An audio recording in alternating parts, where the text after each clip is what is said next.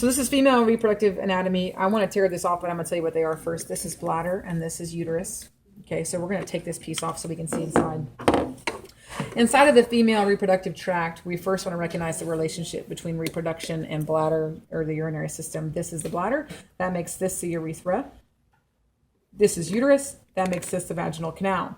So in the case of these structures, I'm going to go into more detail in a moment, but let's do some external stuff. And let's look from the top here. This first ligament, number 17, is the round ligament, and it's there for stabilization. Right behind that is the fallopian tube. Now, you also should see a fallopian tube on the other side, but you don't. This fallopian tube right here is going to carry that fertilized egg down into the uterus. So at this point, this is known as uterine tube or fallopian tube. The wrist of that, so to speak, is going to be what we call the ampulla, and these are called the fimbriae, the little fingers. So I think of wrist and fingers because it works for me.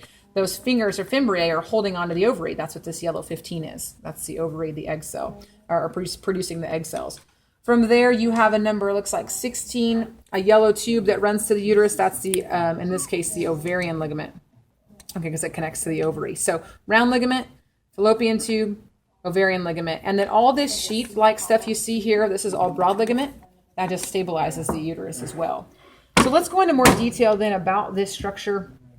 You can see that there are layers of the uterus itself. This innermost layer is known as endometrium. That's the layer that's shed during menstruation. It's also the layer that takes up the fertilized egg cell for implantation. From there, all this lighter pink out here is going to be myometrium. That's going to be muscle, undergoes contractions during times of labor and breastfeeding. Out here is perimetrium on the very outside, okay, of the uterus. 13 down here is cervix. The cervix will be the portion of the end of, in this case, the uterus, but it dilates during times of pregnancy. And vaginal canal, which serves a few purposes: sexual intercourse, birth canal, and menstrual canal.